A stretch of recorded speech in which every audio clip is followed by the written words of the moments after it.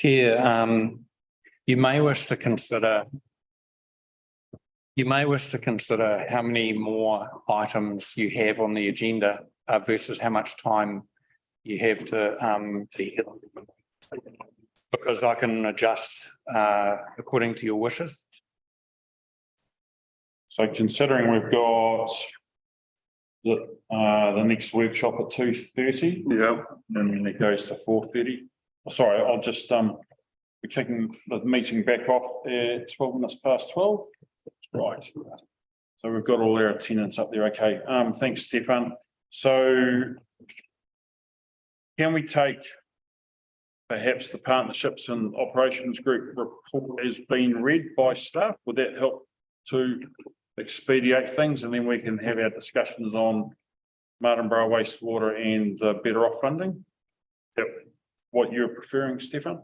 Well, it's at your wish, Chair. If you do that, would you please be able to note the early warning issue that we're relaying to you in relation to the Featherston Wastewater Treatment Plant consent project, and also you would have to note, please, the update that we provided on the Martinborough pedestrian lighting projects. We wouldn't address those issues today, but you would be noting them, please. Yes, I certainly note. We do have Cara Atkinson, the project manager for the Martinborough pedestrian lighting project, online, but if we don't have time to hear from her, that's fair enough. Certainly, I think great to receive that update on the square lighting in our agenda. That's great. Thanks, and thanks for your attendance, Cara. I was just wondering as to what sort of timeline would there be? Just to briefly ask a quick question, what sort of timeline would be for the business case to be completed and then submitted to council? Good afternoon, everybody. We are looking at, all of the lighting designs have been completed, and we've got preliminary business cases all set up for the actual lighting design perspective. We've got 26-week lead time at minimum on the luminaires being able to be supplied. And what we are waiting on at the moment is still Poltec, being the local contractors, of being able to do the physical works. We had hoped to have that quote in this week, but they've had some constraints there. So I'm expecting that in within the next week or two, and that will signal off the business case. That would be great. Thanks so much to hear that update, Stefan. And then, Chair, what would happen is once we have the completed business case from Cara, we would join that with the square reserve lighting part of the project, which is your underground cabling and your replacement of the lights within the square. That would all be presented to you for approval, because you do need to sign off on the costed work program. Yes. Yep. So that's what we're working towards, but we are held up, as Cara's indicated, by the availability of parts and suppliers a little bit slower than we wanted on installation estimates. Sure, right. Okay, no, that's great, thanks. So if we could just, that'd be great if we could just keep that along and keep the updates coming back to us. That'd be much appreciated. Thank you, Cara. And I'm happy to attend at another time, and just giving the council some background as to the safety, the compliance, the diligence, basically the science behind the pedestrian crossings. And I think from that point, it's going to be quite a quick process for you to actually understand what we're doing. So it'd be great. That'll be much appreciated. Thanks for hanging around and waiting for such a short time. You're welcome. But that's okay. Much appreciated. Thank you. Thanks, Cara. Thanks so much. See you. Thanks, Bobby. Councillor Rolls. Yeah, I'm sorry. I know that we're running short of time. I don't want to hold anybody up, but I just want to raise an issue about the report from Martinborough on the wastewater treatment plant on me. For sure, yes. Because I'm trying to find it, to be quite honest, but it's on the screen. Page 7. Page 7 has got the summary, the bullet point summary of what we're asking council to know at the moment. Yeah. This noted, isn't it? Yes, it is, yeah. Yeah, so one of the, if I can just make a quick comment, Brian, I've been, years ago. Apologies, Colin. Are you able to sit at the table? Just we can't hear you. So Sure, sorry about that. Yeah. So one of the problems I was alerted to recently was the property in Featherston had a builder's report done on it because the property had sold. And the builder's report clearly indicated the stormwater coming off the roof, for instance, was going straight into our wastewater network. Now, I've raised this, I think, on a couple of occasions where I felt that some of the I&I and high weather events, for instance, this could be a big contributing factor because I'm sure that there are probably a number of illegal connections where this is actually occurring in Featherston. And we spend millions of dollars on renewing pipes, hundreds of thousands of dollars on renewing pipes. And we've also had those cameraed over the years to try and identify where our hotspots are within the Featherston network. I&I is a serious problem because ultimately it has an impact on our consenting conditions, and any way of mitigating that will assist us in our consenting process. So I'm wondering, and perhaps I'll be really keen to hear from Adam. He's here now, and I know that we're short of time, but I'd be very keen to hear his sort of overview on how much this could have as an impact on I&I going into the Featherston network.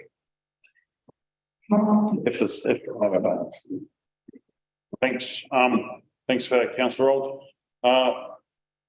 Steph, would you like to Look, or can we get Adam right next to you? Adam can correct me if I'm wrong.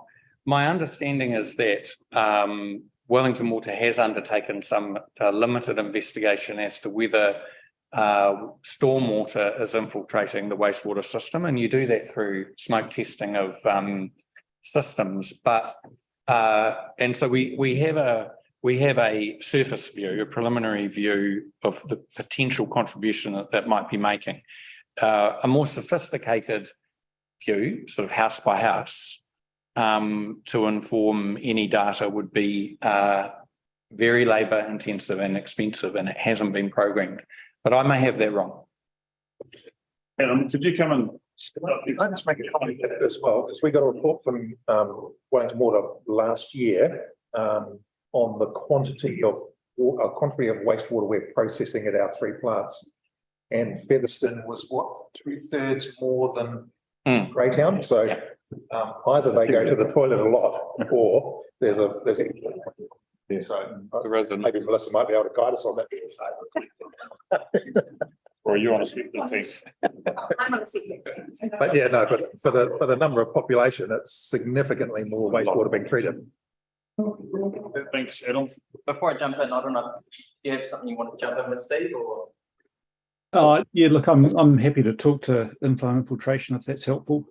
Look, the level of water, both groundwater from infiltration and stormwater from things like these down pipes connected, is extraordinary in Featherston. It is very, very high. It's some of the highest that our consultants have seen in the country.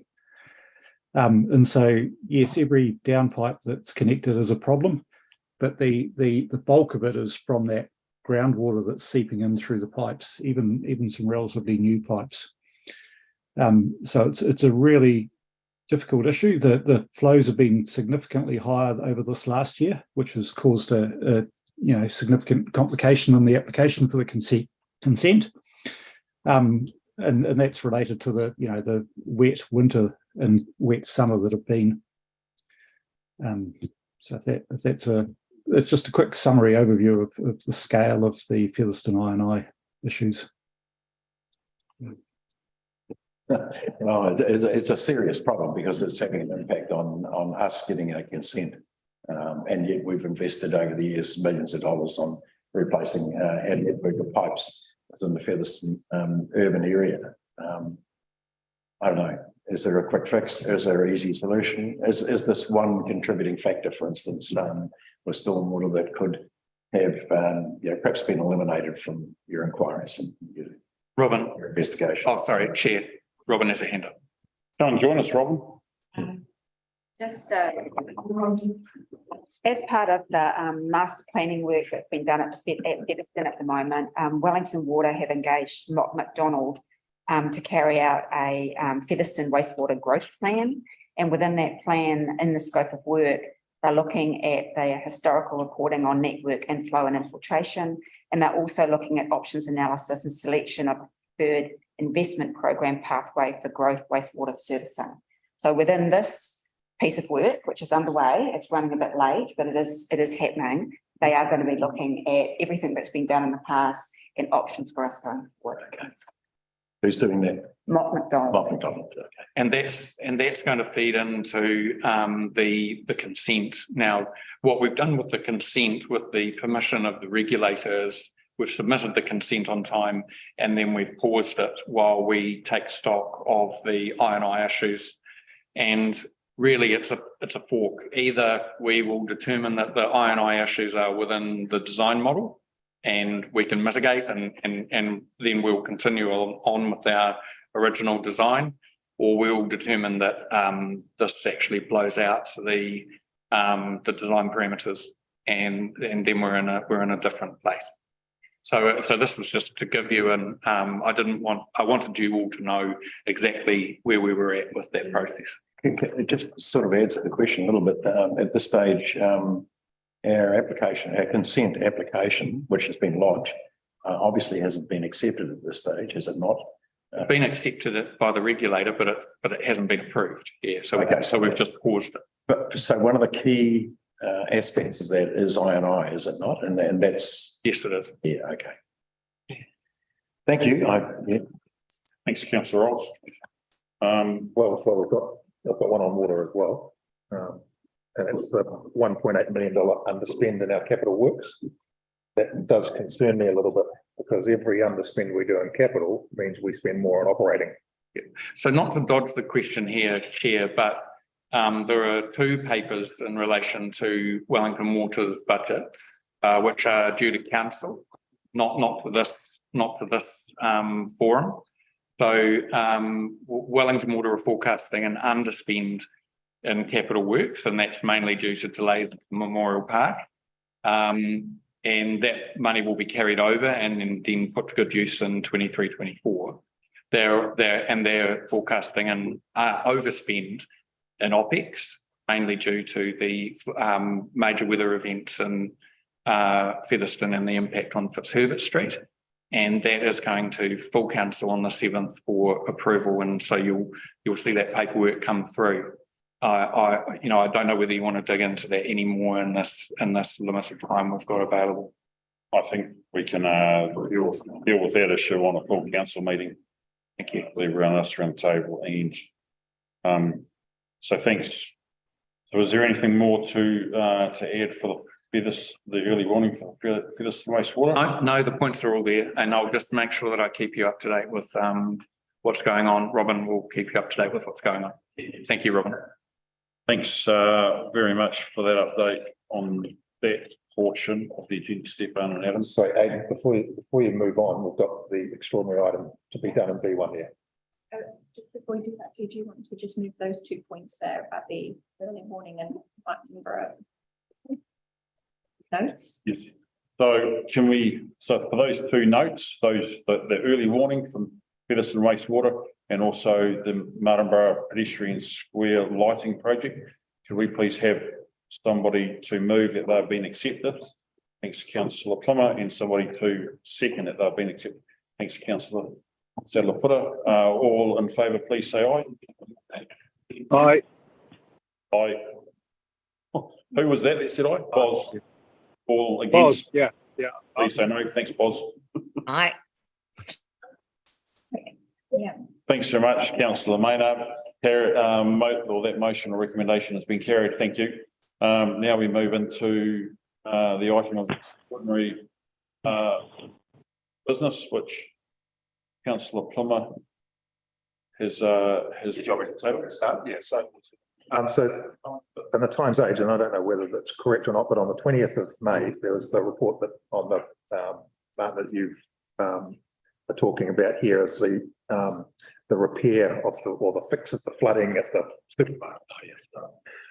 it's created perception that that's going to be repaired, and I'm not quite sure whether that's correct given given what has come out. So I just want Stefan to say, I know there's been the government funding announcement, but in that government funding announcement, it talks about a study or investigation. It doesn't still talk about a fix, but we've got a perception that the people of Featherston now think it's going to be fixed, and perhaps that's not quite helpful. So I just see whether we've got the right information for Featherston, or we need to perhaps put a correction out and say, hey, we're investigating it, or this money is going to be used for investigation, and we don't want to create an expectation that perhaps is not true, and then have it come back and go, well, you said it's going to be fixed. Whether or not we're on the right track.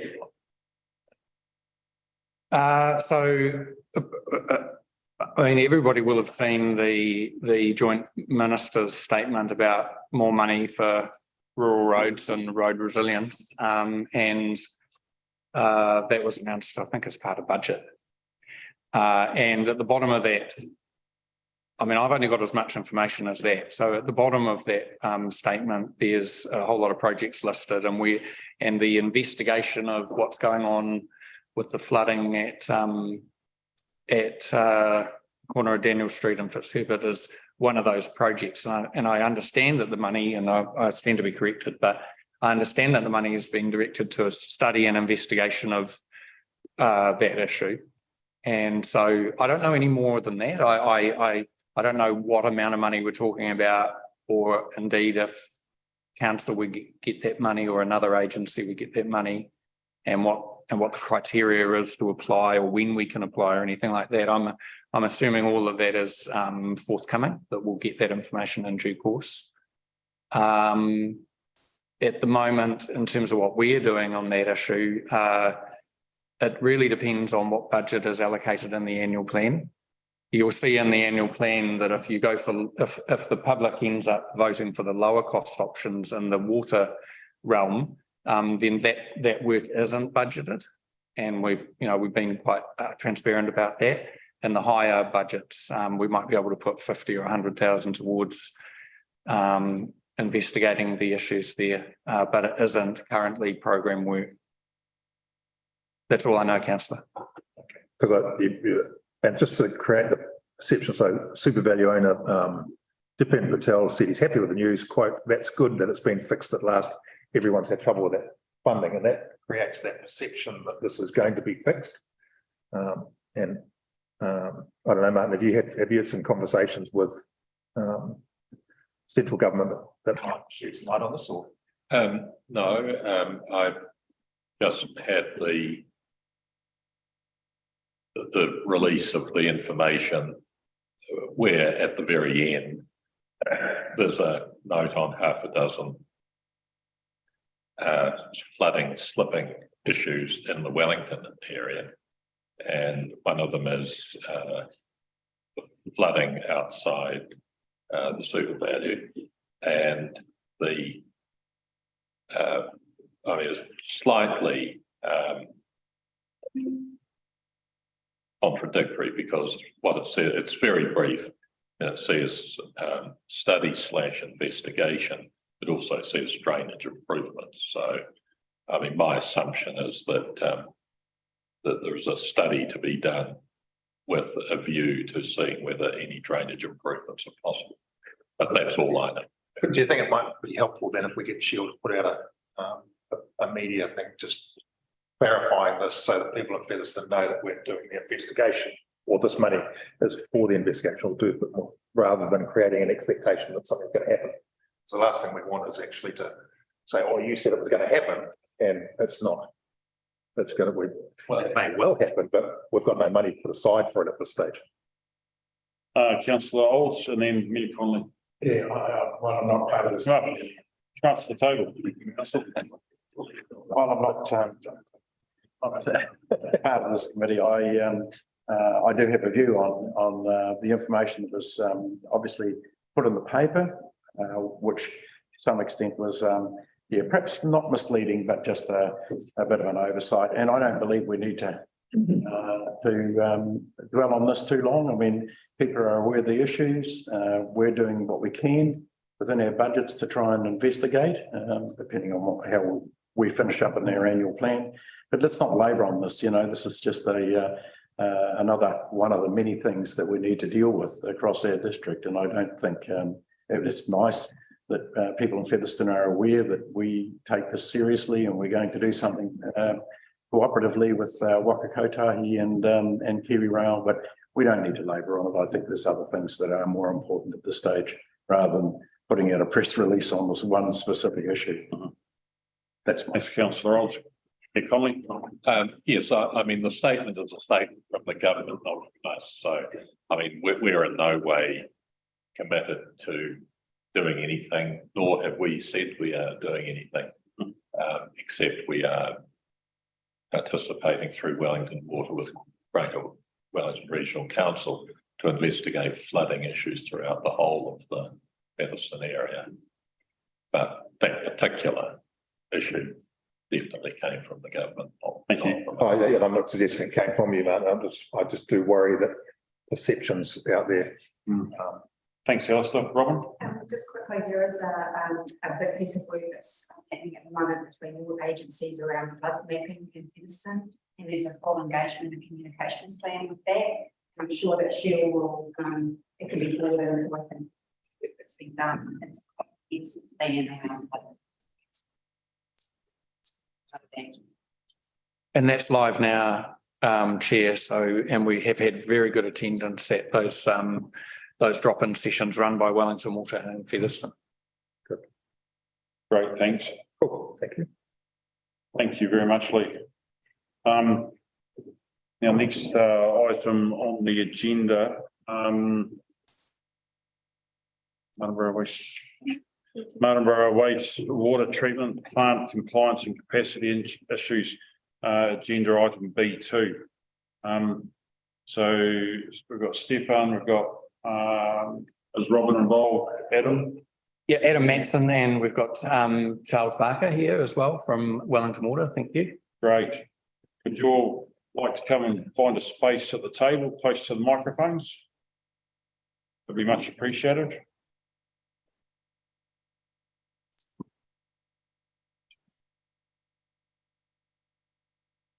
You ready, Chair? I'm ready to. More than ready. Yes. Okay. You may wonder why I'm talking so much. It's because as there's a belief in management that we represent these issues to you, and that we're accountable to you, and we're giving you this advice, and then we're asking our specialists to chip in when needed. But it's important that you know that this advice is coming to you from us. So this report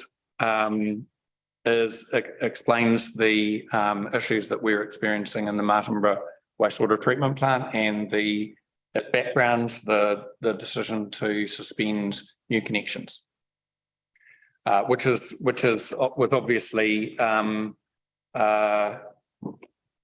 major inconvenience and impact to the Martinborough district. And we don't want to understate the impact that this has had. But if you look through our comms, which you'll all be very familiar with, and which are available on the council's website, you'll hopefully understand the need for us to cease temporarily connections to the plant. The plant is at capacity. The plant is subject to an abatement notice, and it needs urgent remediation.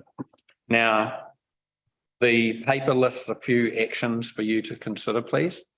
It's important to understand how we got here and what our lessons are. And to that end, we're asking you to recommend a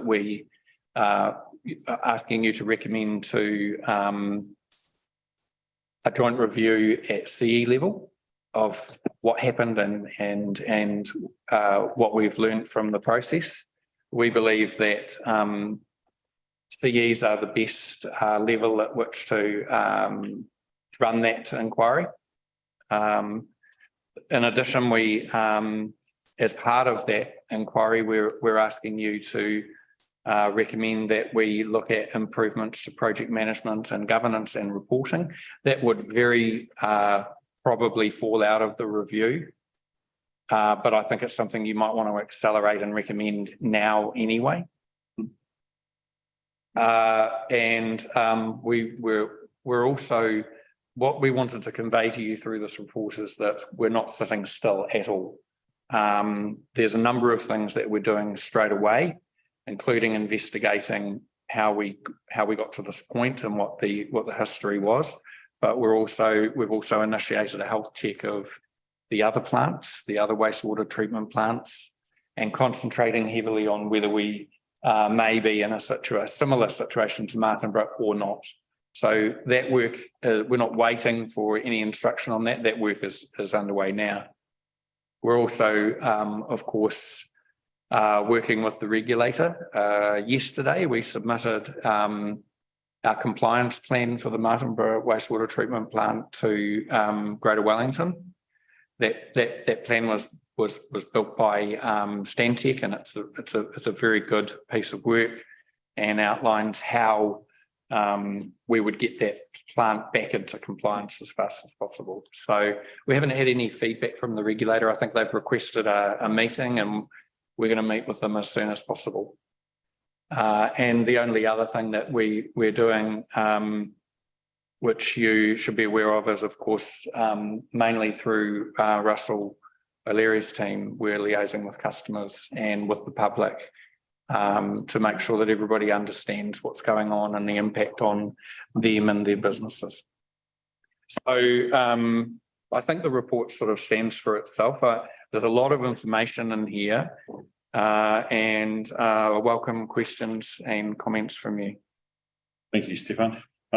First question from Mayor Connolly. Well, no, I don't actually have a question. I have an observation. I want to talk to recommendations 2 and 3. I forget the exact date now when Paul informed me, the Deputy Mayor, that this was about to be announced. I think it was the Wednesday of whatever the week was. The next day, Paul and I had a very long and itchy conversation with who was the acting CE of Wellington Water at the time. And even though it started out, as I say, tetchy is probably an understatement, but actually at the end, we did reach some common ground that it had been totally unsatisfactory for Wellington Water to tell us with 2 days' notice that we couldn't continue to connect. I would have expected that we should have been told that 2 years ago, not 2 days ago, and given sufficient time to put remedial action in. Now, this action on behalf of Wellington Water parallels a number of other deficiencies that we have seen from this company, spectacularly the failure to fluoridate Wellington's water for a very long time without letting them know. And you'll recall that led to an independent investigation of what had gone wrong. Now then, either at the end of last year or early this year, I forget, there was a major blowout of some water connections in Lower Hutt, which led to a whole suburb basically being isolated for quite a long time. On that occasion, the decision was made, I think, by the Hutt Council not to seek an independent review, but to seek a joint review between the council and Wellington Water. And so that was the point where, in discussions with Paul, we talked about do we seek an independent review or do we seek a joint review? And we agreed that on this occasion, a joint review is likely to get quicker traction, and that is essentially the recommendation that we're putting into this paper now. It's just important to note that actually this committee does have the delegation to recommend this sort of activity. And the reason I put it on to the agenda here rather than having it come to a full council meeting later on is that I would actually like this activity to start ASAP. Partly because it is possible under some of these circumstances that what you end up with is putting so much energy into the review that you don't get onto the mitigation. And it's important that we do that quickly. And I'll just note that in Masterton at the moment, where they've had a major sewage problem on a street called Cumberland Street, what the council there has done as a temporary means is to put large holding tanks that collect the sewage and the wastewater, and it then gets transported for treatment. So I understand that likely over the next 2 years, that we're not going to be a very large number of new connections being sought. But I think it is possible that there are some things we could do under some circumstances that might not hold them up too much of a temporary nature. And I would be keen for all of those quick alternatives to be considered as well. Something like this potentially causes a real pain to the construction industry and other industries that work with them. I think we need to be seen to be acting ASAP to mitigate it where we can. Thanks, Chair. Thank you, Mick Connolly. Councillor Old, you had your hand up. Yeah, no, thanks for that. Having been a member of the council for a large number of years. I'm grab a seat in the corner here. Remember at times. Because you're all part, Yeah, I know. I find it quite, and I'm really pleased that you're going to conduct a review of some of the historical information the council has been given over the years.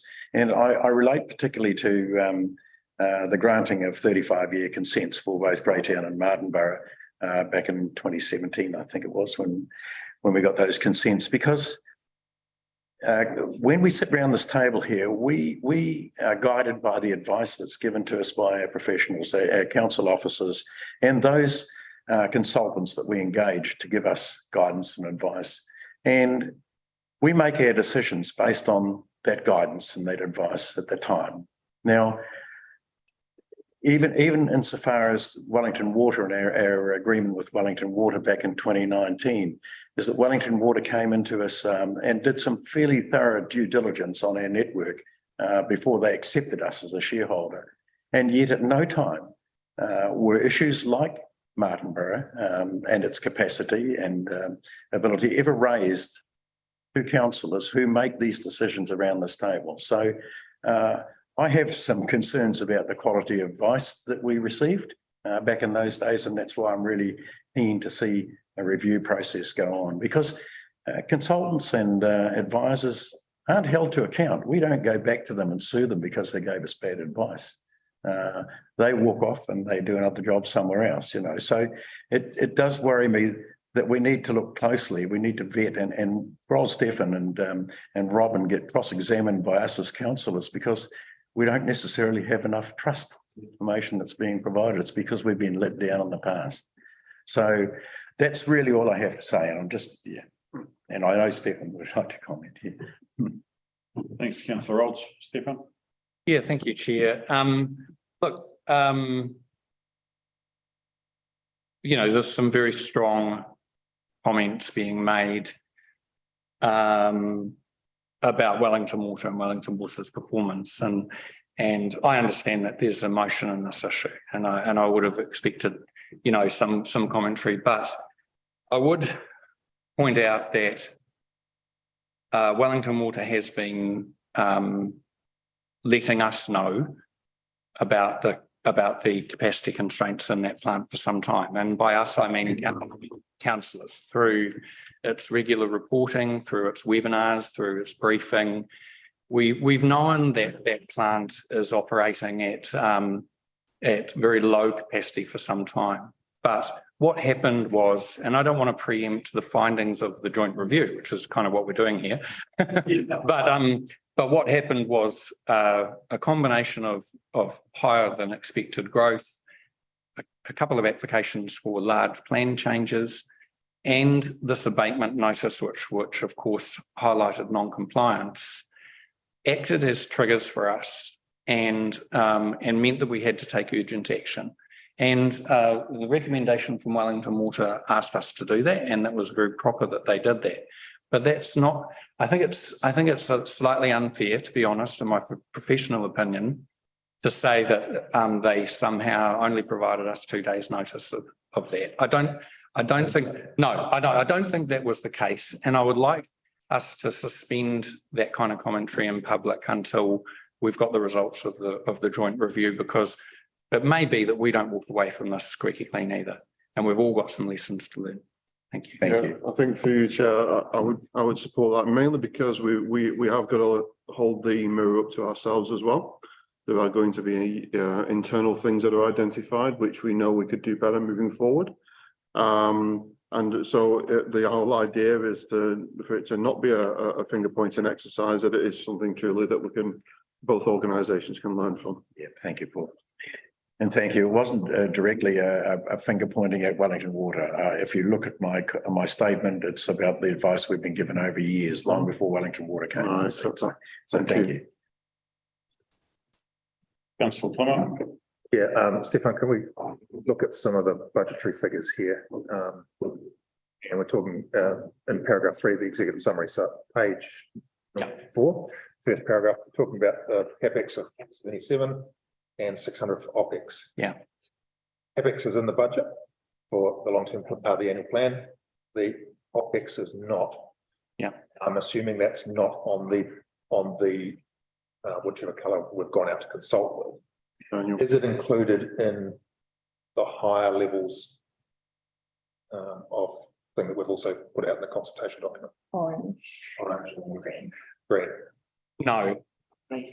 No, so the 1.1 million we require to implement the compliance plan that we've submitted to the regulator. The capex amount, you're correct, councillor, is drawn from the underspend in capex that's been carried over and as part of the AP, so we're on solid ground there.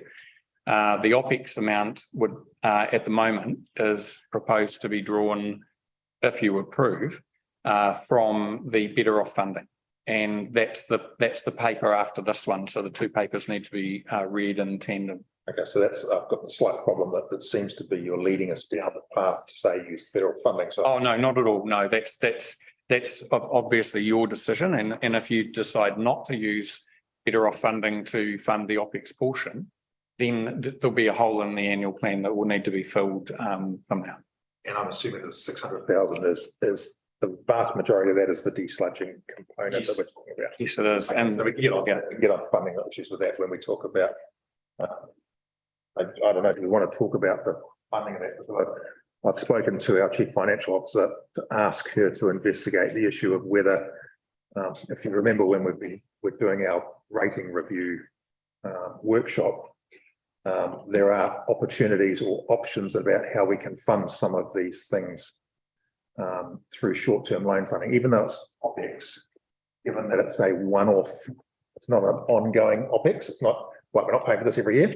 We know that we're going to have to do this work every 7, 8 years, whatever Wellington Water tells us. 7 to 10. So there is nothing that I understand stopping us loan funding that for a shorter period of loan funding because it's a one-off issue. I'd like to have that investigated first because, and we'll get onto the issue about the Better Off funding. But that is another option that we should be examining to fund this issue.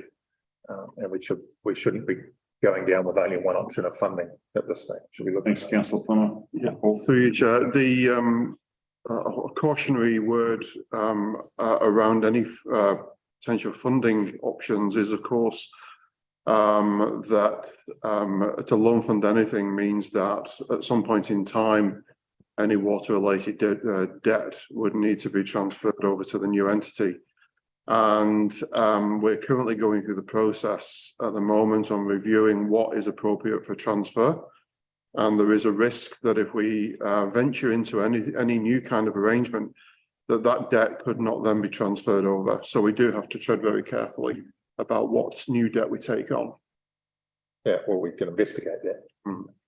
But I don't want to make a preemptive decision to use one source of funding when we haven't investigated our options. Quite. Stefan, can I just, in talking about the findings that Alistair raised before, page 101, there's a table there, compliance delivery budget. Under CapEx, it's got desludging by way of geobag, including building a suitable dewatering and containment pad. Now, on the draft agenda document, that topic, well, the value for there was 200K, yet in this item here, or this table under CapEx, it's 28,150. Has there been a... Yeah, Chair, I can answer that. We've since had, and I think we mentioned in here that the CapEx OPEX split was yet to be determined. And so we have the report that we received from Stantec did have they had adjusted the estimates of the various options between the geobag and the centrifugal. And then there has been preliminary discussions with the accountants on what could be capitalised and what could be OPEX. Right. And so that hasn't been finalised. We're looking to capitalise what we can, enabling works and things like that. So it's been a bit of a moving process in getting that exact. We always assume, Chair, that the vast majority of the desludging would not be able to be capitalised. That's been the assumption we've been working on throughout, and I think that's being borne out now, but we haven't been able to confirm the numbers yet. Right. Adam, what would you like to share with us? Any more detail or information? Not necessarily more than what probably of the information pack already. Like I said, I've been working very closely with the Stantec team and the shape where we've got to, and also, you know, working and meeting with the regulator to get where we are. So I think it's been a good result on the relationship side of things. So we just need to work through the funding constraints and then get on with the work really to address the payment notice. Thanks. So your colleague? Charles. Charles. So I'll just reiterate that Wellington Water is very open to the joint review, and we welcome it, and anything that we can learn that improves our performance and our communication with our client council to be fully embraced. Can we just check Barnes' comments? Do we have the authority, the delegated authority to approve that here? Well, I understood so. Let's make sure we do. Is the reference available, Amy, by any chance? Because it's got to recommend rather than, but if we can, let's just approve it and get on with it. You want me to just list What is it, isn't it? Why I put it in there. How to act. So you've got approve unbudgeted emergency expenditure from reserves funds and then emergency expenditure up to maximum $400,000. It's not what you're looking for, is it? No. No. Approve activities and unbudgeted expenditure up to 100K outside the annual plan that do not trigger the significance of engagement policy and other legislative requirements, includes both capital and operational expenditure. Into that. Could we argue that this is an activity? Sound like an We could potentially argue it was an activity, although it doesn't carry a.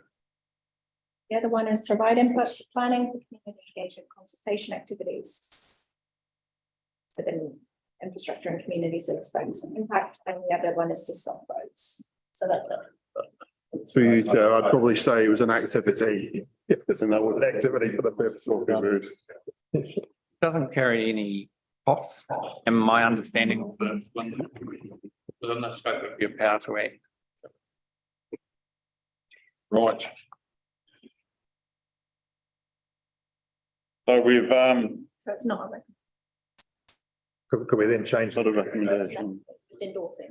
Get on with it, yeah. We change that recommendation to direct a joint review rather than recommend. Direct joint review. But I've just taken out that other wording and just, if you just put endorse a joint review, Yes. you happy with that? Or approve. Approve. Because endorse says somebody else is going to approve it. So, call Why don't you say recommend that management commence? We don't want to recommend, we're approving. Oh, I see. Approve that management commence. Yeah. A joint review. And then the next one is approve the management extension. under paragraph 3. So for those two notes, can I have someone to move those, please? Mayor Conley, thank you, and someone to second. Councillor Plummer, thank you. All those in favour, please say aye. Aye. All those against, please say no. Aye. Thanks, Councillor Bosley. You agree to that? Did I? Aye. Yeah, I'm an aye. Councillor Maynard, Yeah, aye. Councillor Gray, are you still with us? I've only just joined and I caught the end of that, but I assume that you're talking about is it a joint review into the wastewater treatment plants? Yes, that's correct. Yes, Yes, then aye from me. thank you very much for your input, team. All those against? Thank you. That motion has been carried. Thanks very much.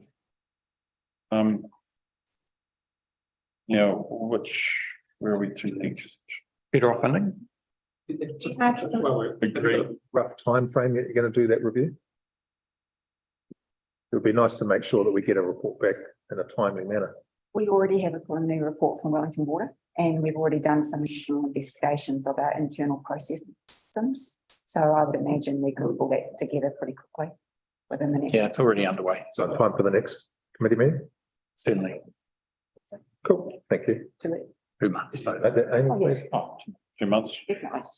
next time. Yeah. If not before. For the next committee. Right.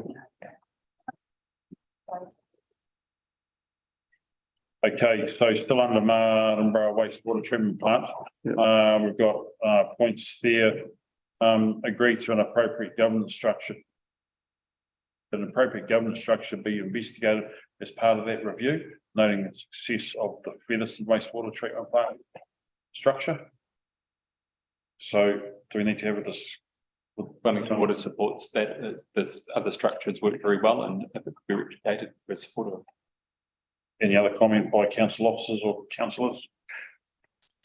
Wait, does that comment on? It's bullet 4. Bullet point 4 of this. We Recommend. hesitated a little bit, Chair, to even put this in because the outcome of the review will inevitably contain something on this, so improvements to governance, communication, project management, that kind of thing. But we just, the reason it's in there is because of the way that the Featherston wastewater treatment plant consent project, when we reset that project with Wellington Water at the behest of council, we put a structure around it which was really received well by the public, received well by elected members, and so sorry. Yes, and the regulator. So for that reason, we've itemised it.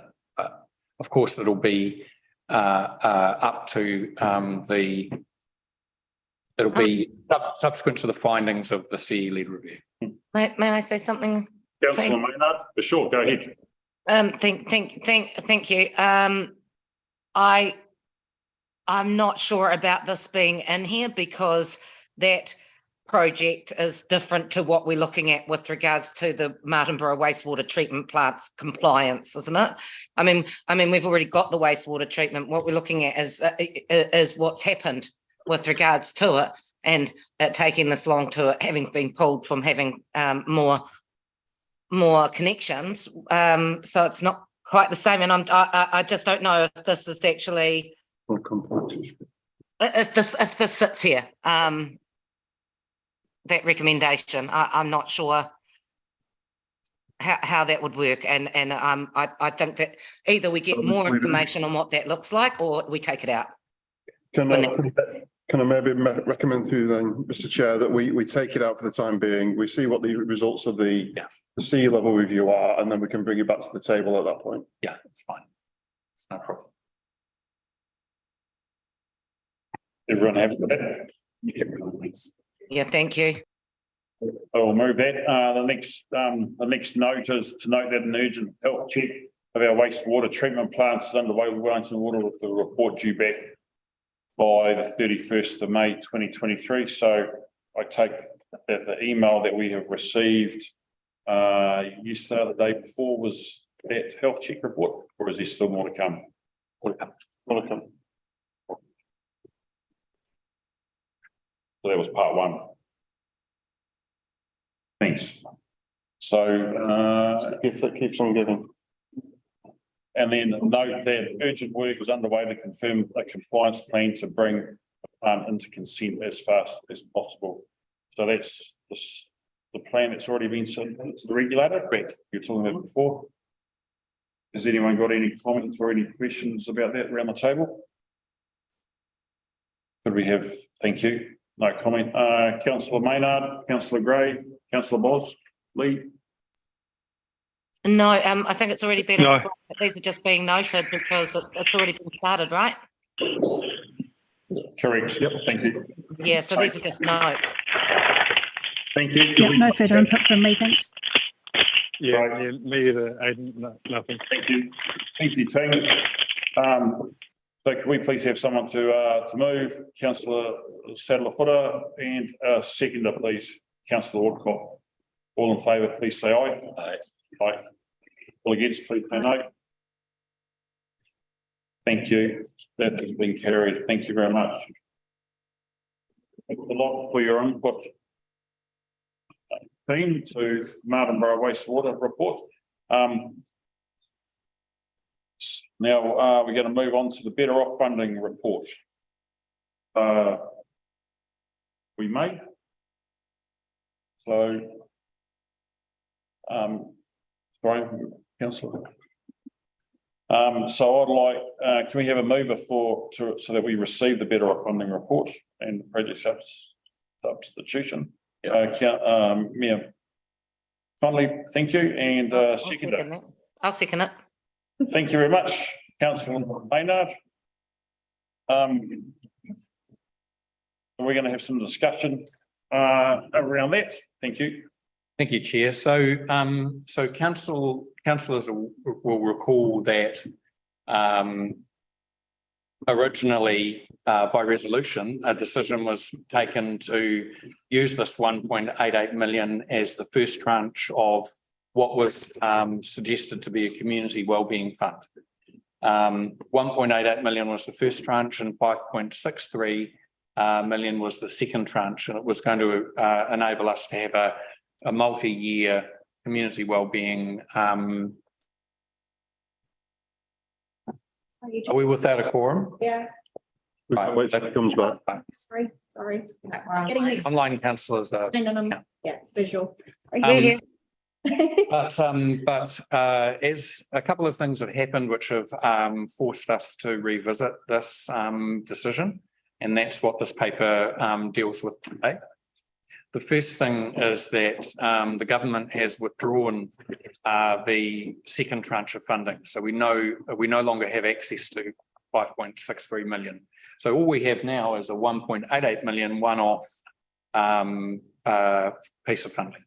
The second thing that's happened is our budgets, and particularly in relation to water, have come under real pressure, and that includes the pressure that is coming from the compliance issues that we're experiencing at the Martin wastewater treatment plant.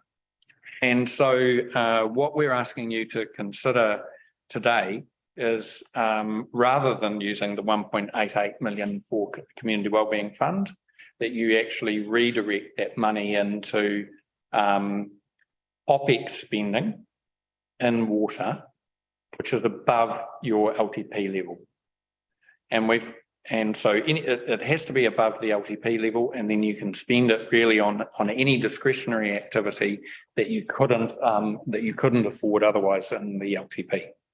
And we are furthermore suggesting that you direct that towards the desludging of the Martinborough plant, accelerating the growth study, which is the second step that allows you to unlock capacity in the plant.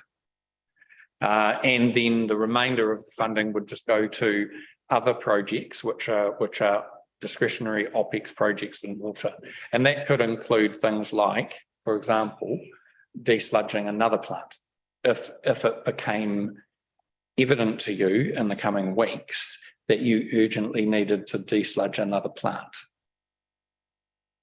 So that's how we're suggesting that you use this money. I know that you and many in the community will be disappointed that we're bringing this paper to you, and that you would have much preferred to put this money into community projects, and we probably all feel that to some extent. But as I said, the environment has shifted, and we really need to find funding for these urgent issues that confront us in wastewater. So that's where we're going with it. We've given you as much information as we can, but happy to answer questions and receive comments. Thank you. Start off, Councillor Walcott. Thanks, Chair. Thanks, Stefan. Firstly, I think this paper should be brought to full council, so every councillor has voting rights on it. That's just my personal opinion. Secondly, I'm in two minds. I understand where you're coming from, and we need the money, etc., for these projects, but the Better Off funding, the way I see it, also should be for the whole community, where this really seems to help the urban community and not the rural community, which is a bit of a concern. Yeah, so that's basically my two points of thought. Thank you. Mayor Conley. Yeah, well, actually, that's a very good point, and one I hadn't contemplated. I'm not sure if the two are mutually exclusive, however. I mean, all we're doing here is asking the C to get on and make a proposal. Whether we were subsequently to accept it or not, who knows? But I do think it wouldn't be a bad idea to bring it to the full council for the reason that you state. On the other hand, I do actually favour the general approach here anyway. I mean, to a certain extent, the Better Off funding always had the look of a bribe attached to it. Come in and do what we want, and we'll give you some money for sort of other things. In actual fact, in the environment that and of being fairly pressed on our infrastructure, it would have always made, in my opinion, much better sense to have said in the interim, we've got $1.8 million to help you ride over and permanent arrangements come along. So I just think that this is almost the honest way to treat money is intended in one way or another to, in what better way can we help our community, let them have decent sewage, decent, etc. I think it's a bit wider than just the residents of the town. Anyway, that's my view. Thank you. Thanks, Mayor Conley. Any other comment, Councillor? Through you, Mr. Chair. Given the great unknown that we currently sit under with reports we're waiting for the other treatment plants, etc., etc., are we in a position to approve the use of the Better Off funding in theory, but hold on the decision of exactly what they're used for until we know the state of the other plants? My concern is that we say yes to using this bulk of money for this project, but then we find we actually potentially have greater priorities at our other sites. Because we've got more than one sewage plant potentially For you, Mr Chair, I'd encourage you to, for Robin to speak on this matter, because I know some work's already been done to explore. So obviously we tested this with the DIA in concept without saying that's exactly what we're going to do. But from a concept perspective, could we do a substitution to these kind of projects? And they said yes in concept. They were okay with that. We haven't locked in any particular project. The other thing is that we don't have to do the whole lot at once. So there's a process of putting in a substitution project whilst you keep the rest of your funds still just sitting there. So you can kind of stagger it. You don't have to make a full commitment straight away. You can keep changing, I suppose, you can keep changing the projects as you move along. One other thing that should be noted, there is a limit on when you can spend that first 1.88 million, because there was always the thought that you would spend it by about 2025. And there is a hard date you have to spend it by, which I believe is 2025, and then you're going to get the second tranche. So there are some constraints within the funding agreements. I have no doubt that we have projects to spend it on in that timeframe. I guess my concern is that if we are going to go down this path, that we have all the information to hand before we decide what it is that takes the priority to be spent. I think that, through you, Chair, that if this paper is to be sent to full council, which it sounds as if it may do, by the time we do that, we can probably provide more fulsome information on exactly where this money would be directed. But I strongly suspect that there's enough urgent need in the wastewater space to use all of this funding and more. But we could certainly provide more clarity on that for you by the time the paper is heard by full council. Thanks, Stefan. Councillor Maynard, you've got your hand up. Yeah, thank you. I mean, I'm looking at this paper, and the first thing that jumps out to me is community wellbeing. We know that when it comes to being able to flush whatever's there and it goes down and stays down, that's probably the most important thing for anyone in our community wellbeing, to make sure that it's a healthy town that all of our ratepayers live in, or urban ratepayers live in. I completely understand where you're coming from with regards to this, Woody. So it's almost like it's in two parts, which is how I'm reading the report anyway. I'm not a fan, Alistair, of going for any kind of loans. I think we probably learned a lesson with regards to that in the last triennium, and I'd want to know for certain exactly how that would be looking at for our ratepayers. And that could also sit with the long-term plan with this part of going through it. You put here an option. Sorry, I'm going through this really quickly, but that's because I have to run again. You put here B, desludging, and C, accelerating a growth study at another 100,000. Now, I believe a growth study for the population projections was already done for the spatial plan. So I don't want to be spending more money on doing something that we already did like a year or two, 18 months ago. We've already got the information there. But feel free to correct me if I'm wrong, but I'm pretty sure that was something that Russell had to do as part of the spatial plan. Thanks, Councillor Maynard. Robin's got a hand up. So hang on. So what I was going to say is that anyway, what that is, the things for the Martinborough is 600,000, and I think the other 1.2 needs to be put aside until we get the report back on where the other two are, because I think it's really important that if there's enough, if it's going to cost 500,000 or whatever to get the desludging done, we know it needs to be done. We know it hasn't been done in all three towns. It's fairly, I would suspect that with the increase in population in all three towns, it will be needing to be done in the other two towns, and that we should be looking at putting it aside for that work. That's my thoughts. Thanks, councillor Maynard. Robin, and then Colin will get your question after Robin, if that's okay. Yes, apologies, and to your point, councillor Maynard, about the population study, there has been a population study.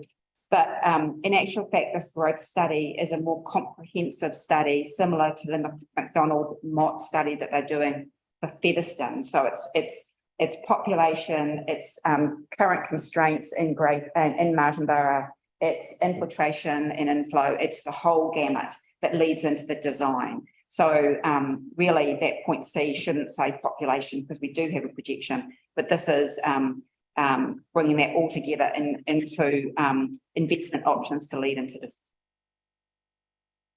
Thanks. Councillor Rolls. Just a comment to make in terms, I agree with His Worship the Mayor in terms of this was potentially a bit of a bribe, I guess, from government to get us to agree to the Three Waters transition. However, anything that we can do to lessen the impact on our ratepayers, if this is a useful use for that money, I would 100% support it, because ultimately at the end of the day, we have to fund it somehow. And we've probably ended up by funding it it's an operational exercise. It would have to be funded from rates. So anything that's going to soften the blow to our ratepayers, 10% support. And like Woody, I think this should come to a full council and be debated around the table at a full council prior to endorsing. Thank you. Thanks, Chair. Just a bit of food for thought, really. In the environment we live in with the Three Waters, Five Waters, whatever we call it now, we've also got to look at the facts that maybe in a very short term, these things aren't going to be our problem. This one is at the moment. So one option could possibly be we put the money we need, the 600,000, say, to sort this problem. But then if checks are done on the others, they'll last another 12 or 24 months. That we don't have to worry about them, and then the rest of the money can be put into other community projects. It's just a bit of food for thought, that's all. Thanks. Just very quickly on Councillor Wilcox's point there, part of the water transition is that we've got to show that we're not being negligent in terms of the transfer of assets. So we've got to do everything we possibly can to ensure that they are maintained at a purpose level. So whilst I acknowledge that as an option, it's also just adds an extra layer of risk into that decision. Yeah, that's what I said. Yeah, just once that report's done, if we know they're going to, they've got so many more years left in them, then we don't necessarily have to go and do them straight away. Thanks. Councillor Gray. Thank you. This to me feels a little bit like getting money for your birthday and then having to turn around and spend it on your rent. And I think the only reason that you'd be in a situation of having to spend it on your rent is if you haven't budgeted it, put that money aside in the past. So I think it's a real shame that we're in this situation where we have been gifted this money that we could spend on a legacy item, on building something amazing for our community, and we're now in a situation of having to literally spend it on poo. I do support in this current state, with the current cost of living crisis, the situation we find ourselves in with having to increase rates. I do reluctantly support putting this money towards fixing up these problems, but I'm devastated that we're in this situation. Thanks. Thanks for that, Councillor Gray. Councillor Plummer, you had no surprises. I am against this, and there's a number of reasons why. I'll just take Paul your comment first, that we have to hand our assets over and not be negligent about it. To me, that opens up the door very much for loan funding this. If this is a one-off cost per bond, and we can say we've not been negligent, we are loan funding. And I don't know whether we can loan fund it over a 7-year period, but we haven't got that answer. So it's just that stage. In terms of this better off funding, and I'll come back to what Martin said. Martin, I absolutely 100% agree that it's a bribe. And I said it was a bribe at the time. Of those that were on council probably remember that. But what we did get earlier than this was no worse off funding. And that was what was specifically designed to use for water. Yes, it was. No worse off funding was to be used for water projects that were not in your long-term plan. That's what we used it for, all right? That's exactly what we used it for. We used it for our water meters. We used it for advancing some of our water projects. Stimulus funding. Yeah, that was the. We've never received no worse off funding. Sorry? That was stimulus funding, councillor, I'm sorry. Where did the no worse off funding go? We haven't got it yet. Sorry, okay, different. Okay, this here, this is intergenerational funding. We are never, ever going to get this money ever again to spend on our community. And I've just made a note here that rural people fund their own money to clean their septic tanks. And it costs, what, about $600? I don't see us sitting around the table and say, oh, here you are, rural people, we'll fund your cleaning of your septic because we're going to fund this. All right. This is an opportunity to do something really quite magnificent for our community going forward, not just for everybody sitting around the table in our age group, but our kids and their kids. And if we don't take this opportunity, we never get it back again. And, you know, I'm sorry, but if we haven't put enough money in over many, many years, then that's not the fault of rural people who should be supporting this. And I come back to Martin's point that he made a number of council meetings ago about user pays. You remember we talked about that, right? This is a user pays issue because rural do exactly the same thing for themselves. And to use this for the benefit of a part of the community when other parts of the community have to self-fund it themselves, to me, is just wrong. Councillor Woodcock. Just to cover Alice's point there, one thing that comes to mind with me is through this AP consultation we're doing at the moment, I've seen a lot of comments from people stating that all council is doing that they see through the AP, the consultation process, is council trying to save money for the urban ratepayer and not for the rural ratepayer. And all this does is quantifies that fact 10 times over, because that's what we're doing again now. And Alistair is right, it is a user pays. The rural guys, we all, us at the rural, all pay our $700 every couple of years, or whatever it is. You've got to empty your tank out, and it goes up every time. It's dearer and dearer. So maybe it is a point where it's got to be looked, what would it cost the urban ratepayer? Maybe we need those figures of what it would cost them on their rates to fund this. So Chair, we'll resubmit the paper. I'm just not sure whether how much time we've got to resubmit a paper to be heard on by full council on the 7th. But order. Sorry. You can't resubmit a paper that is possibly about to lose. Oh, I see. Sorry. We haven't taken. Might have jumped ahead on process. You may have done. I mean, clearly there's opposition. Right.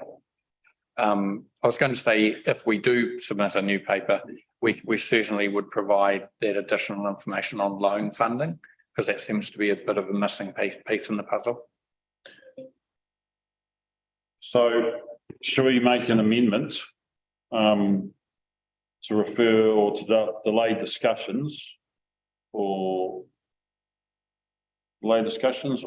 to refer it to a full council meeting? The decision-making process for this, what would you suggest, Paul? I'm just thinking about the next council meeting. So the next council meeting other than the 7th is the extraordinary meeting on the 28th, isn't it? It's an ordinary meeting. That's probably going to be the earliest opportunity we can get it back before a council meeting.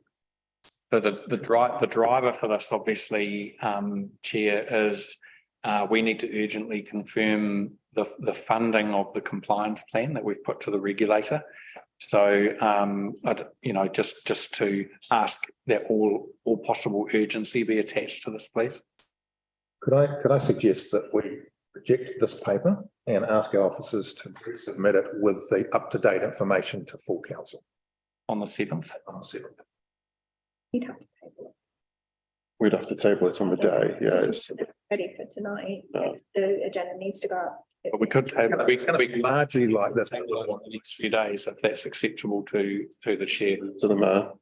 Well, I think you can put a placeholder item in the 7th agenda and just say full paper cut. Sorry? Oh, no, well, We're maybe just double checking timelines, what's possible. Because the agenda's been late. Right, Yeah, because it's another revision.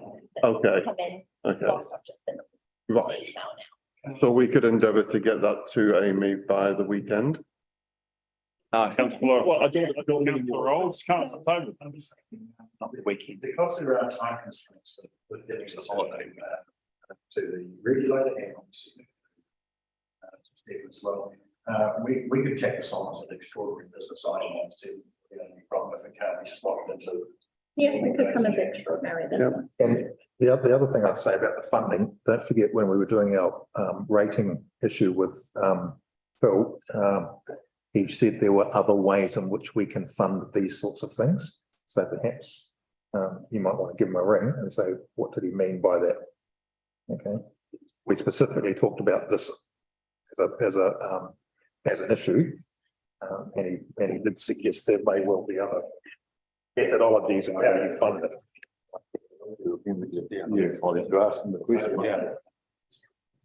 Excuse guys, can we just pull it back in? Do we need to sort out the wording? Sorry, I've just got officers to provide a full report to council meeting on 7th of June, including, and I missed the last bit, so what information was it to include? Options for debt funding That funding. as an extraordinary item. May I just ask something? Yes, go ahead, Councillor Maynard. Stefan, you mentioned, but so we could miss out on this funding basically if we don't get it through. What's your date that you have to get back to? I think it's really important that council knows this because you know, what's the date where you have to get the information back? Otherwise, We're not in any danger, councillor, of losing the funding. We're well. oh, within- sorry, I thought you just said that. Sorry. So it has to be spent by 2025. That was the date. Yeah, no, I knew when it had to be spent by. I just thought you said we might be in danger of losing it if we don't, because we've only got such a short time for it to come to the council. Sorry, I misunderstood. Misheard. The urgency was to approve funding for the compliance plan. Yeah. The urgency, yeah. Because we need to get it started. Okay, cool. The regulator needs to know that the council is behind that plan. Yeah. Yeah. Yeah, when you move rooms. And yeah, we should be able to get that to you by close of play Tuesday. So our amendment here is that officers to provide a full report to a council meeting on the 7th of June, including options for debt funding to be included as an extraordinary business item. And so we have somebody to move that, please. Sorry. Oh, Councillor Plummer, thank you. And a seconder. Councillor Woodcock, thanks so much. All in favour, please say aye. Aye. Thank you. Aye. All against? Say no. Thank you. Carry. Thanks so much. It just, I sense that the meeting might be drawing to a close, and I just wanted to just draw your attention to one final thing before we leave, and that's I just feel like we need a bit of good news. You'll be pleased to see that Wellington Water have been able to accommodate the cost of the Rising Main project alongside the Donald Street pump station, and that's come out of the original project estimate, so it hasn't cost us any more. And we all know that makes a lot of sense, and I just wanted to highlight that fact for you before you go about your day. Thank you. And just before we move off all those infrastructure issues, is there an opportunity to do a deep dive to find out what other possible issues might be in the shadows that we will face in the near future? Is that able to occur? It just seems that every once in a while we're getting something dropped on our laps and the staff are scrambling and the councillors are scrambling to understand and make decisions. Through you, Chair, because I see the eyes are on me to try and answer. So I think that information is going to come from a number of sources. First of all, we have the health check from a wastewater perspective. We have our roading asset management plans. The reality of since my time with council has certainly been that unfortunately these things do occur from time to time, and particularly around severe weather events. More evident, in fact, around severe weather events when it really affects roads like Cape Palliser Road and other rural roads. It's very difficult to try and predict what impacts we may be facing next and what we may need to fund through some mechanism. But we're always open to new ideas. As any other council officers thoughts? Wellington Water do provide us a quarterly risk dashboard. And I think probably out of what's happened recently, we might look at that risk dashboard and see if we can make it a little bit more targeted and specific, so it can highlight things a bit more than it does it currently. So that's one thing I think we can do. Yeah, and that would definitely be part of that, come out of that review. Look for that house. If I could just add on to that too, I've got to say over the last 3 years, when I came on to council, I thought, oh yeah, we had a handle on what was in front of us. But then within, 6 months of being on council, COVID hit us. The next minute we had water outages and we had sewage flowing down the streets. And I understand what you're trying to achieve, but it's just, I think what we're facing is we are at the perfect storm of 50-year-old infrastructure that nobody's going to crystal ball and say which pipe's going to break tomorrow, and it could break tomorrow. And just an example would be that the sewage pipe down to Papawai, and Martin, you'll be aware of this one. It was planned to be thumped through the ground, and then Wellington Water came in and said, well, that's actually not possible. We have to trench it because the ground is not suitable. So the whole pricing was done by a previous organisation. And so we didn't end up with a pipe all the way up. Why do we got about 3/4 way? You got about half the pipe. And because the budget that was set to bump it through was only sufficient for half of it when you had to trench it. So these things, they're just coming out of the woodwork, and it's because of the age of the infrastructure. And I don't think Stefan has got a crystal ball. I wish he did, but I don't think he has. But I think, Chair, that might not have been the question that's being asked. What I'm sensing is that there's an appetite for a strategic conversation. And I think it's probably everyone's been in their seats now long enough and exposed to the issues long enough to be wanting to get that bird's eye view of the context and the landscape that we're operating in, to understand the risks and the challenges better. And I certainly endorse that call.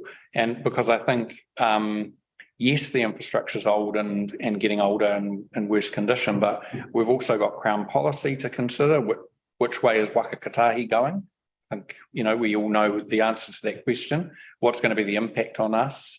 Resilience, and certainly in relation to climate change. And then we've got different investment models and different investment levels that we need to examine alongside that. So having a conversation like that, I think is really important and probably quite timely in the lead up to the LTP. So I don't think we need to think of it as solving any problems. It's just really getting our head in the game and strategically. I think you're right. I think it's a long-term plan issue, very much so that we can actually present. It's not an annual plan issue. Paul suggested some future forums, and I think that's probably a you know, at the risk of trying to do everything in those forums, Paul, that might be a place where we. I agree. They can be both informative and knowledge sharing, and see if we can get a bit more of a future focus to those, the big gnarly issues that we face. Absolutely, yeah, we're required to do that, and that's, yeah, like Stefan suggested, that strategic planning. Sessions that you've proposed, and including in that, perhaps having a look at what our risk register is across, you know, for all councillors to be aware of where those are at, and are they. Yeah, most certainly, and the first one of those we're looking to schedule for July, so next month, with water as the first cup off the banks. Thank you. Yeah, I think there's other issues that are coming up in the district plan as well. So we're that are going to change how we operate. You know, there's government policy that isn't in our current district plan, but will be in the new district plan because of new government policy. Yeah, particularly the impacts of the RMA. Yeah. Now, these are all things that we're going to need to really show to the community as part of the long-term plan. May I just make a suggestion? And that would be for all of councillors to be able to go and see our assets, please. Normally, that's one of the first things when we first get elected on, and we still haven't to date done that. And I think it's really important to understand what it is that, you know, to have that full understanding. I believe that should have been done in October or November. So I think that's really, really important, and it's important for this group especially to be able to see it. Agree. You'd have to commit for that, Chair, because we did have an option, and we had the bus ready, and councillors didn't take it up. Yeah, it'd be good to do it on a Wednesday or Thursday when we've got the time. That would work perfectly. Thanks, people taking that on board. Just want to. Sorry, is that an action? Is that actually happening? Or is that just something? Yeah. Would be a great place to put this in action here. We have full council, infrastructure too. And yeah, because we have full council indication that that's wanted. ICS committee or full council? Full council. Organised, that's all. Thank you. Now, action items.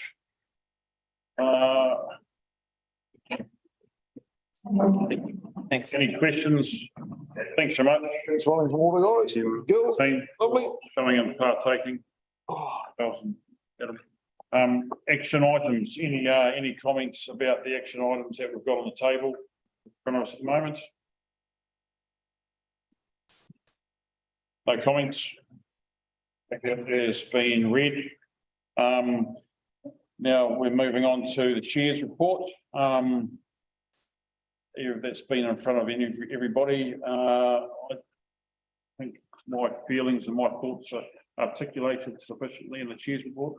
Could we have somebody to move that being accepted, please? The chair moves the same. Okay, I'll move that. Would someone like to second it? Councillor Plummer, thank you. Any discussion? Yeah, I just first Masonic Hall lease.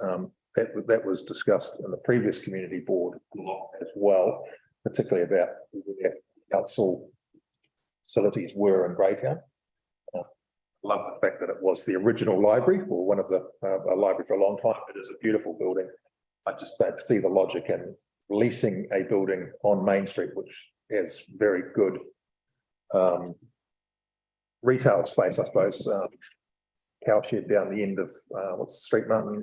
Kurifiti Street, corner of Kurifiti Street. No, there's no reason we couldn't move our building team out of there, put them into the town hall. Their offices upstairs, and there's other space, and move the library back to the original library. It would just, you know, it's the nicest building in Greytown. Not a single business has thrived in it because of its sort of step back a little bit. It's just look, I completely endorse the community board's view on that. I think it'd be fantastic. It'd be a library to be jealous of, I would have thought. Thank you, Mr. Chair. I've got a couple of points. Item 3.2, lesson learned review. This is actually going to already underway by recovery team, our Warrapper-wide recovery team. So we have, I emailed councillors and community board members yesterday to inform them that the government had formally acknowledged that we're moving into the recovery, the recovery phase. So it's out of the government supported government phase into one where it's more business as usual. So there is a lessons learned piece going to be undertaken Warrapper-wide. We're also feeding into the national one as well, which obviously impacts on our Hawke's Bay. Item 3.3, customer service. Stefan and I and the wider team are starting to have discussions around customer reporting channels, because currently we have quite a fragmented approach to how incidents are reported, actioned and closed, whether that be Wellington Water, whether it be roading incidents. So we're trying to get better line of sight over those things so we can accurately report on things moving forward. Thanks so much for that input on both those. On 3.4, Chair, we have paused that process. So we appreciate that there's a wider conversation needed here about the use of those buildings. So we welcome that. We've paused the public process. Does there need to be any form of action from this committee to get any reporting done on moving? No, it's all just under control. Yeah, I think it's a broader conversation that we need to have outside of this room with the right people about what their desires are for the use of those buildings and how those buildings complement one another. There's a lot of different options and there's revenue implications as well. May I just make a further comment, and I don't think it's on there, but I have heard from some of the elderly in Greytown that have issues with being able to get into the library because of where it's situated in Greytown. So this to me also seems like a really good idea, because we know that they can actually get in there. So that's just something else as well, especially when we're looking at having a new with the retirement village and everything coming through. The population will be getting older, and just more accessibility is a fantastic thing. Thanks for that, Pip. It's great. Any more discussion on the chair's report? If not, we'll move on to the members' report from Mayor Connolly. Thank you, Chair. Well, I'll just be very brief. We heard from two people earlier in the day regarding the issue of terminating State Highway 53. Now, I commented in here that it had been one of the most commonly requests, if that's the right word, that people in Martinborough made since I had become mayor. However, just because somebody comes up and talks to me doesn't necessarily mean that represents a popular view or anything like that. So what I believe we need to do is to ask the community board to actually do a reasonably thorough assessment of the community's opinion of it. I mean, we heard from Alan Hogg that represents the business view, obviously, but there are other views as well. And I think there are two issues to be thought about. One is the yes, no. And if the answer is yes, then there's the where question. We heard, I think, from Alan that Mr. Preston, I think, had suggested closure at Ohio Street. We heard from the primary school that further out of town would be preferable. I know you and I, Chair, have had discussions about the best way to improve safety at Princess Street. So I think there are a number of factors that would come into where it would happen if it were to happen. And so this essentially has if we agree in principle that this is something that is worth pursuing, that we then ask the community board to come back with their views. May I make a comment on that, please? Because I think that the going about it the wrong way, the community board's not going to own it, the council will. So I don't believe that it's work for an in-depth report to be done by the community board. I think the community board can utilise their weekend get-togethers when they're talking to the public to talk about it. But I think that a survey should be coming out from the council, you know, being sent out to all Martinborough residents that have an email address, or, you know, to do a monkey survey. I can't think what they're called, Survey Monkey, sorry, or something like that. But I absolutely do not believe that the Martinborough Community Board should be running this when, like, as they said, they haven't been approached by it. So, but if it is being looked at by the council, then the community board can work with the council by also asking that question. But it needs to be run by the council. That's my thoughts on that as a Martinborough ward councillor, not just a district councillor. Thanks, Pip. Councillor Stella. As noted in the report, this committee asked for a feasibility report to be done at the last meeting. I'm just wondering where that is at.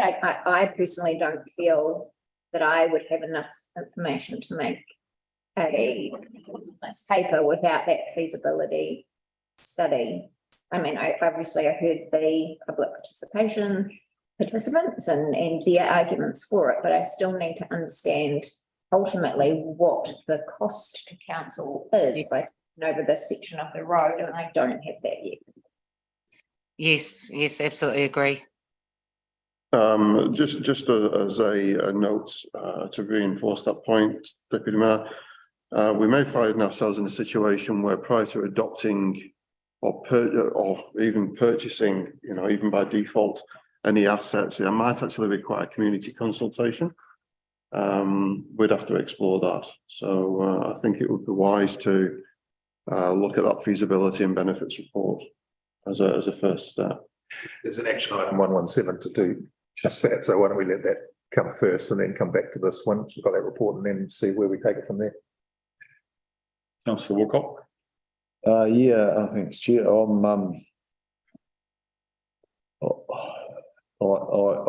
I can see costs to council and ratepayers for taking ownership of that road actually being not very beneficial.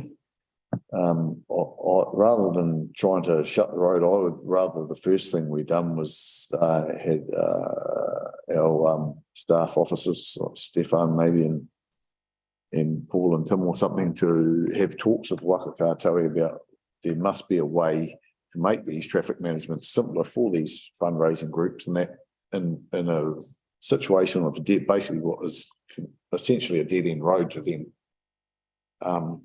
and a fairly low level road and low traffic numbers compared to the other things they deal with,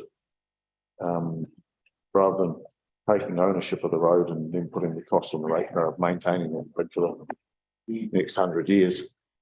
Yeah, that's just my thoughts. Hang on, Alistair. Stefan, did you have a point to raise earlier? Well, not really, Chair. I mean, my teams are swamped, absolutely smacked up at the moment, and we have a long list of things that we're transacting with Waka Kātahi, for example, at the behest of council. We have a long list of things that we're all consulting the community on at the moment, and what would be quite helpful is you telling me what priority you want me to place on doing the research and putting into this, because I will need to dislocate something else. You know, we're at the point where we can't do everything. So I'll have to slow down something else. So if this is the thing that you want me to do and prioritise, then let me know that and I will. But I will have to, you know, it comes at there's an opportunity cost here because we've just got too much on the go. I'm fighting a lot of fires at the moment. May I ask a question then, Stefan? Could this possibly be something that if it's if, as Paul suggested, it could be actually need to go out for public consultation. Perhaps this is something that could be looked at for the long-term plan, and that takes some pressure off Stefan as well. But like I say, until it was raised by Mayor Connolly the first time, I'd never seen an appetite for it. So I'd seen an appetite for trying to get to get something put in place for safety at the Princess Street corner. I'd seen the need for the lighting to be fixed around the square on the pedestrian crossings. I'd seen concerns about the pedestrian crossing on Venice Street. I'd never seen this as like a massive thing. So I'm not 100% sure just how urgent this is myself. To me, I look at this and I think maybe we could see, and then we can see whether or not it belongs in the long-term plan. Thanks, Pip. Councillor. Yeah, look, this one is a really interesting. I think there are two parts. There's, and it's not just this particular road, but there's the issue about how do we do traffic management for civic events, ones that we are responsible for, and that's like Anzac Day, Christmas parades. What are some of the other ones that we're responsible for? Other Yes, commemorations. of things. So there's that issue, and then the other issue is there are commercial things, and so you've got Rotary, which is commercial. Quite frankly, they make about $150,000 out of their two fares. I heard it's about 150 grand. It certainly was that price when I was with them.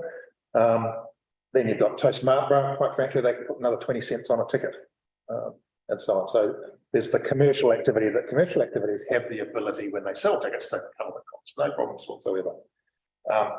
I think we need to, and Waka Kotahi came here, and we talked about this, if you remember, when they came here, and they were very open to the idea of civic events because they're standard. You know, we don't change the fact that we march around the square every Anzac Day. It's the same thing every year. It's the same Christmas parade down State Highway 2. So there's no variation to these things. And they were really quite happy to have a sort of, tell me if I'm wrong here, mate, but they were quite keen to sort of work with us to say, how could we have these, a civic traffic management plan that didn't vary from year to year. Their other issue was in terms of that they are still the authority because they're still state highways, but if they could work with council to do things that are of standard community focused things, they're more than happy to work much closer with us. Commercial ones, I'm sorry, commercial's commercial. And largely they can recover the cost of these things. So I think most of the cost, as you would have seen from that invoice, are the people that are standing around with the flags, and irrespective of whether you're dealing with us as the council or Waka Kotahi, you must meet those costs. Those are statutory obligations. So the bulk of the costs for traffic management plans won't change by changing the ownership of the road. It's not a cost thing. I accept that there's definitely some advantages in other areas, but my preliminary view is that this isn't about saving a lot of money. So it's more about making things easier. Perhaps, yeah. For the fundraising people, so they're not flogging their guts out trying to do something that's simple. And similarly, if you wanted to change the other concern is the safety concern. So that bloody intersection is very dangerous at Princess Street, and we want to have more control over changing the traffic option there. But we've never raised formally with Waka Kotahi a desire to change that. And even if we own that stretch of road, we'd still need to be working with Waka Kotahi on a solution, because presumably we want them to fund it. So we've still got the opportunity to talk about some of these things, reducing costs and getting things done on that stretch of road without owning it. So and it's those kind of things that I'd want to flesh out in a report. I mean, I'm not trying to be obstructive here. I just literally don't have team members that have got time to get their head into this right now, unless you tell me that it's a priority, and then I will. Good. And I know we've had a discussion and a bit of an email trail about another subject to Martin Borough, Stefan and Paul, about timelines and priorities and that sort of. I don't know how you're going to answer this question. Would it be possible, and would Mayor Connolly be okay, or what is his view, if the officers worked on a report on this subject last quarter of this year, leading into the start of next year, and then leading into the long-term plan? Like I say, Mayor Connolly, it's up to you. How would you do that? Well, Okay, so certainly it was not my idea, proposal to give officers any work, and indeed, that I think does. So what I was looking for was a reasonably representative opinion from the town on what they think. And if they don't think it's a good idea, then that's the end of it. But I think in view of the number of people and the positions we had today, I think we owe it. To give them a chance to have that. That's the point. And I'm certainly happy to pick up Councillor Maynard's point if she thinks that the community council and a community board the proper mechanism, then we can easily do the survey monthly. There are a number of other low cost ways of giving people the opportunity to have their say. And I'd be happy to substitute that part of my recommendation.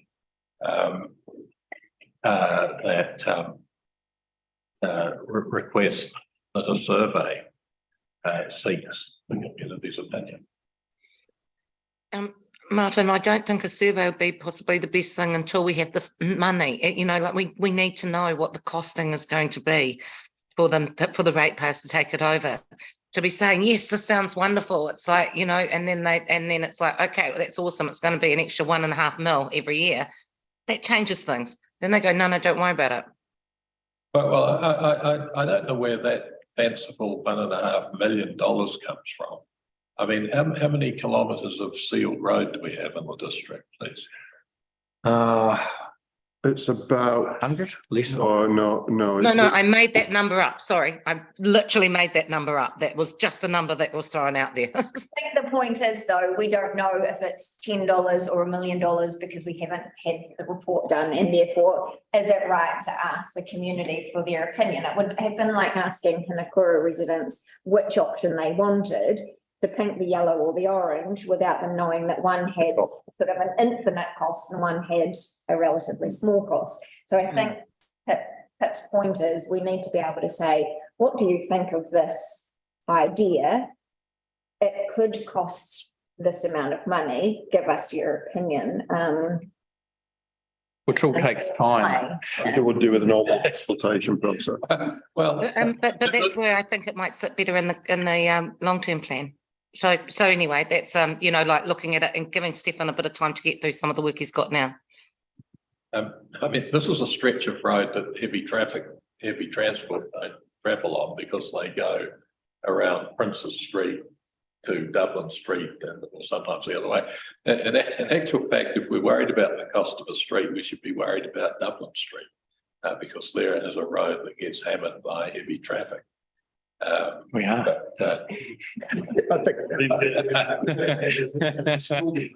Which, yeah, is the point. And I can say that I have an assurance from Waka Kotahi that they will have the costs of that they've spent on that section of road for the last period of time.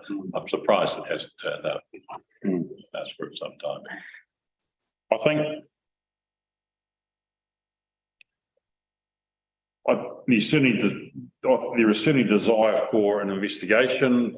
I think the timing is, by the sound of the discussion around the table, timing is looking like putting it out for consultation and discussion with the community and long-term plan. Perhaps if whether we can have that, if we could have a report worked on in the last quarter of this year and the lead up to the end of this year or the beginning of next year in time for a consultation. Long-term plan. I think that would be a way forward. Aidan, just remembering that the long-term plan starts like so if you're doing it at the end of the year, that's the wrong time. It needs to be done before December but to be included in the long-term plan if we're needing it. Isn't the long-term plan next year? We're starting planning on the LTP now. Yeah, so I think we may need to say before December or before, you know, by the end of November or something. This is not a long-term plan issue. And this is a very small, teeny tiny, you know, parish issue. I don't see it as an issue. I'm sorry, but I can't understand why, you know, when I specifically asked that question and said, what has Waka Kotahi ever declined in an activity? And they said none. No. Right? In the And then sense the that school they- said, it's not about safety, it's not about money, it was just about time. Well, time won't change, whether it's dealing with Waka Kotahi or putting it in the thing for amongst ourselves, there's still time. I think the time thing might also be more when you're dealing with Wakatoa doing those, there's a lot more hoops to jump through. It's a lot simpler when you're doing a council road than when you're doing a state highway. So that might be. But then I come back to the point I made earlier, which was about those civic things that we're doing. Yeah. And I was suggest to you that the school fundraising is an annual event, which is really good for a community thing. And let's just have a talk to Wakatoa and say, how can we manage this? And on an annual basis that is easy, so we can do these things for our community rather than actually take over a stretch of road, which is taking over an asset, which may involve consultation, which may involve all these other things. So there are other ways to practice these conversations. Is there the possibility to do that, Stefan, to sit down with whoever it is and say, how do we manage this? Is there a way to manage this going forward with the purpose of saving community groups and event organisers? We have to have a comment with State Highway 2 for Featherston and for Greytown and, you know, all the, so there are.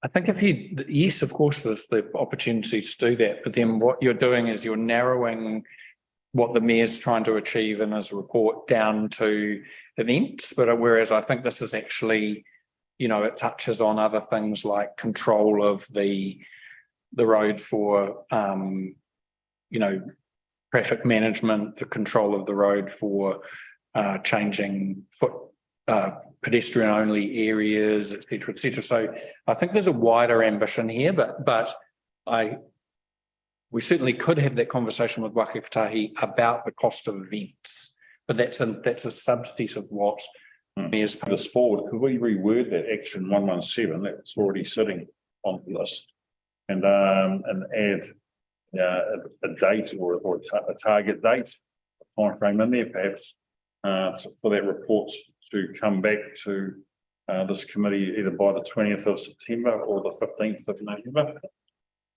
All the thoughts? So that there's a timeframe? Well, what the targets, what does Paul think? We're going to, because we're going into the next financial year's priorities with those dates. So if you, of course, require us or want us to actually assign that as a priority, of course we'll do it. Going back to the original action item though, that was the previous meeting, it was deemed being a low priority.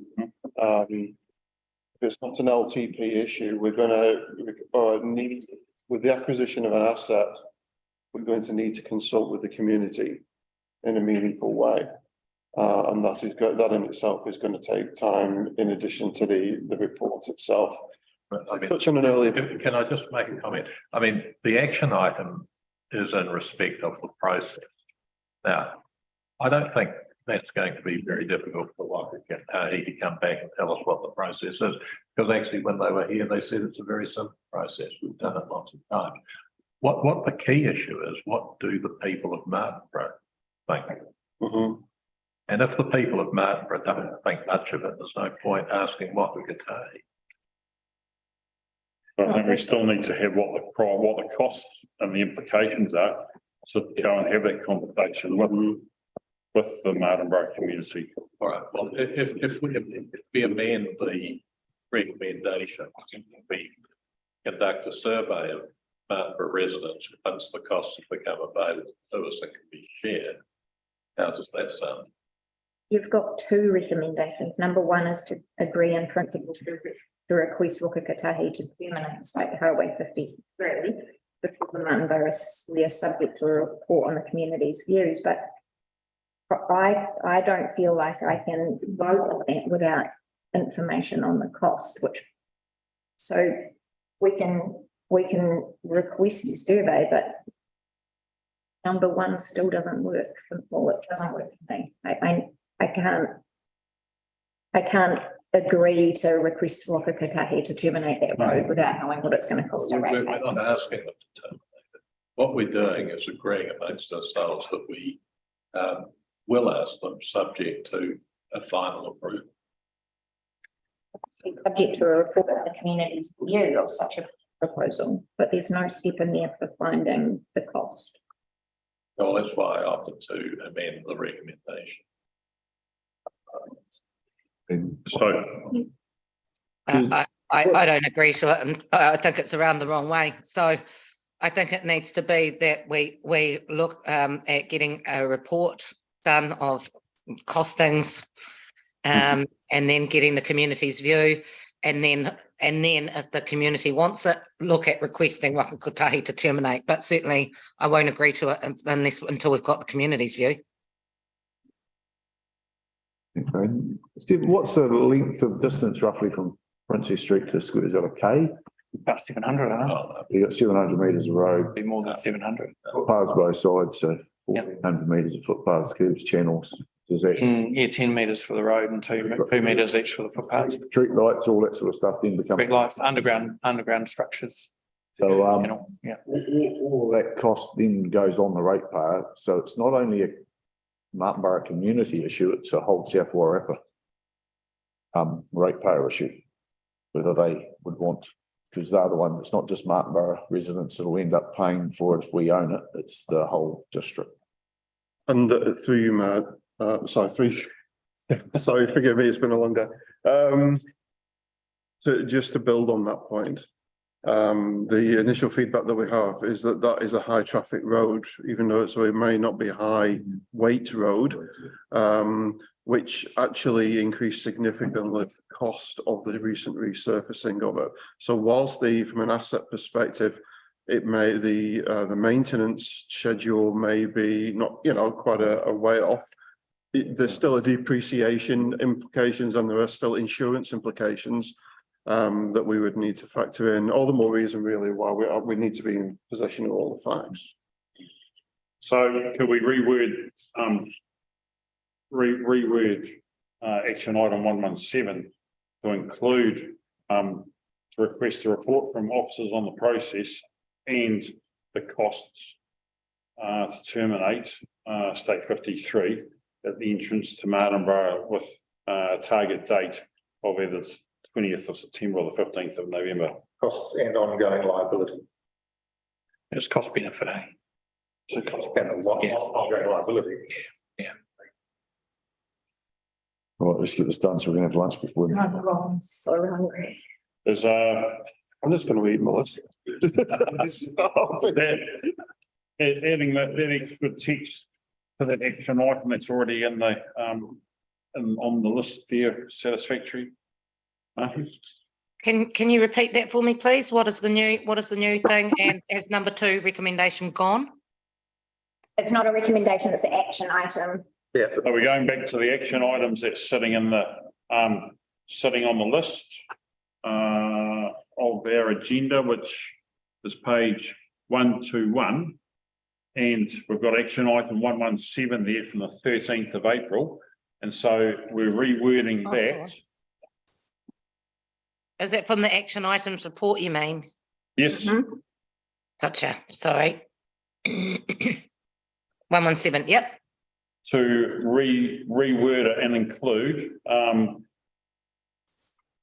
it'll be process costs and ongoing liability. to add in there, a report from officers on the process of requesting Waka Kotahi to terminate, the costs involved in the ongoing liability of council taking that road over from Waka Kotahi. Yeah. So another cost benefits analysis, is it? Yeah. Who would, then move it? No, it's an action, Okay. you're rewording it, so it Yep. stays open. Yep. But did you want to put a time frame on that report? When is it coming back to this committee? What's thoughts on that? Probably needs to be the earlier. Early, so 20th of September? With it. Or earlier than that? Is this a higher priority? Was it September? Where does it sit in the high priority? you know. Well, I think it's not high priority. I mean, certainly speaking to some of the, to Alan Hogg, out here, he was of the opinion this morning that we've got much higher Exactly. issues to deal with. So perhaps by the end of the year, end of the current financial year. What was the 19th? What was the date in November, Aidan, that you had for the next meeting? I just don't have it. 15th of November, Amy had told me. Yeah, there you go. So add in 15th of November. So if I may, Mr. Chair, what we'll do as a result of that timeline is, Stefan and I will talk about what the priorities, and we'll come back if, in the event that there's any residual effect of reprioritisation on all the work. That's all right to get that done. Thank you. Is that all right, Stefan? Okay, can we have some lunch? Got 20 minutes. Yes, could we please, Mayor, would you like to move I'll withdraw the, that we've received the report? I'll withdraw it. Right. Okay. Have we go back to the next? Can it be withdrawn after it's been received? I thought it's been received. We didn't vote to receive it, I don't think, did we? Yeah, it's a private member's report, so it can be withdrawn at any time. That's fine. Sorry, resolution. Great, thank you. Now we just closed the meeting. If, so would you like to do a cut here to close?